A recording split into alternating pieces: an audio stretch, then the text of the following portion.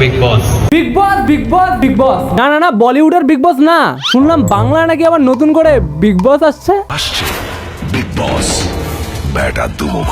Thank god, এবার অন্তত সাধ্যবাড়ি blogger তিথি তুষার, রণপ্রীতি, PhonePe powder, pocket powder, ঢিলাঢিলির কন্ট্রোভার্সির বাইরেও কিছু আলাদা কন্টেন্ট পাওয়া যাবে। উফ, এক মিনিট, কিন্তু এটা তো বাংলা, টিআরপির জন্য এদেরকে তো কন্টেস্ট্যান্ট হিসেবে ডাকবে। আমি পারি না, আর পারি না। রণপ্রীতি তিথি তুষারকে ডাকার পরে আবার ওয়াইল্ড কার্ড এন্ডি হিসাবে ছোট্ট ছেলেকে ডেকে নিবে, ওদিকে আবার সুমিরিদাকে ডেকে পিন্টু আর সাথী বিশ্বাসকে ওয়াইল্ড কার্ড এন্ডিতে ডেকে নিবে, আবার ডিজে ওর না রাজুদাকে ডেকে চাইনিজ পাউডার সুবোধার কাজুদাকে ডেকে নিবে। না ভাই, ভেবো না যে এসব হবে না। অলরেডি একজন পাবদা মাছের সাইজ মাপার জন্য বিগ বসের গ্র্যান্ড ইভেন্টে ইনভিটেশন পেয়ে গেছে। এটা বাংলা, এখানে যে কোনো কিছু হয়ে যেতে পারে। এদিকে জোড়া ফুল, ওদিকে পদ্ম ফুলও কন্টেস্ট্যান্ট হয়ে যেতে পারে। তবে যাই হোক না কেন, ফায়দা তো আমাদেরই হবে। নমস্কার বন্ধুগণ, welcome back to my channel guys. আমি সুষমার, তোমরা দেখছো দুষ্টু ছেলে। বাংলার বিগ বস, তবে এটা নতুন কিছু না। মোটামুটি 10-11 বছর আগে এই শো এর সিজন 2 হয়ে তারপর বন্ধ হয়ে গেছিল টিআরপির অভাবে। ফার্স্ট সিজন হোস্ট করেছিল আমাদের ডিসকো ড্যান্সার মিঠুন চক্রবর্তী, আর সেকেন্ড সিজন আমাদের হোস্ট করেছিল জিদ্দা। তবে এই সিজন নাকি হোস্ট করবে দাদা, মানে সৌরভ গাঙ্গুলি। মানে ভাবো একবার, যাকে আমরা এতদিন দাদাগিরির মঞ্চে কামলি কথা বলতে দেখে এসেছি, তাকে এখন বিগ বসের উইকেন্ড বারে ভাইলেন্ট হিসেবে দেখতে হবে। ভাই, আমি তো ইমেজিনও করতে পারছি না ভাইলেন্ট সৌরভ গাঙ্গুলিকে। তবে দেবজিৎ মিঠুন চক্রবর্তী বাদে যদি ভাবা যায়, তাহলে বুম্বাদা ভাই পারফেক্ট আছে হোস্ট হিসাবে। ওই দুধ দেখেছি তো, এবার উঠতে পারবো। তবে বুম্বাদা হোস্ট হলে একটা প্রবলেম আছে, কন্টেস্ট্যান্টরা বাংলাতে খিস্তি মারলে বুম্বাদা বলবে, Why do you need to talk in Bengali? Start and the good luck of the entire show and entire Star Jalsha and Jio Hotstar family.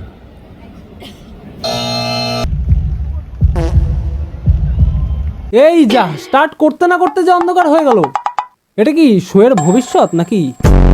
তবে ভাই, আই গ্যারান্টি ইউ, এতদিন যে মামাসিরা সিরিয়াল দেখার জন্য টিভিতে আমাদের খেলা দেখা থেকে বঞ্চিত করছিল, তারা এখন আমাদেরকে টিভির ঘর থেকে লাথি মেরে বের করে দিবে। কেন? আরে ভাই, এতদিন তো টিভিতে সিরিয়াল চলতো, আর এখন তো লাইভ সিরিয়াল চলবে রে ভাই। তবে বাংলাতে বিগ বস চালু হয়েও কোনো লাভ নাই।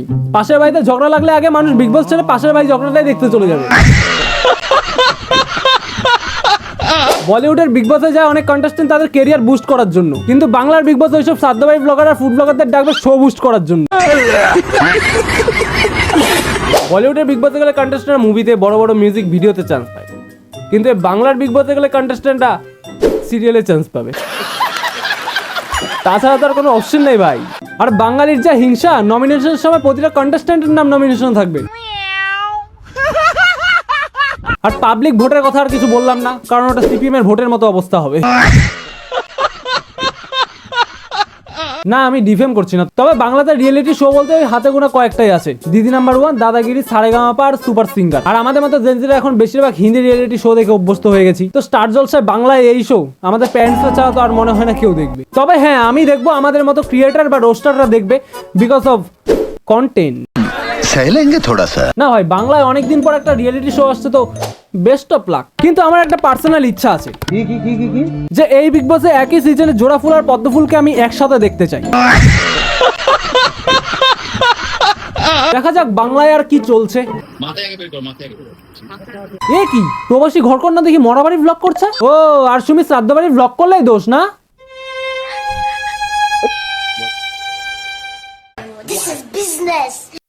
এই যে 5 বছর পর ব্যাগপত্র নিয়ে এসছে, কি সংবাদ শুনে জানো? এই যে পুচকু হয়েছে, 5 বছর পর এসছে। তোমরাই ভেবে দেখো, হ্যাঁ, মেয়ের সাথে দেখা করতে। মেয়ের বয়স আজকে 1.5 মাস, 5 বছর পর বাবা বাড়ি ফিরলো। এই যে কিছু বলবো না, থাক। কনগ্রাচুলেশন। তুই সমঝা? তারপর বলো, হোলি খেয়ে কেমন ভাঙ খেললে?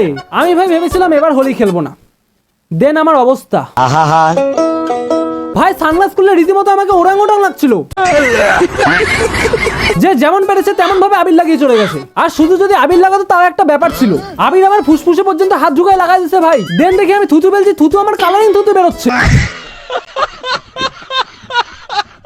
আর কোন হারামজাদা জানি আবিরের মধ্যে রং মিশিয়ে মুখের মধ্যে লাগিয়ে চলে গেছে।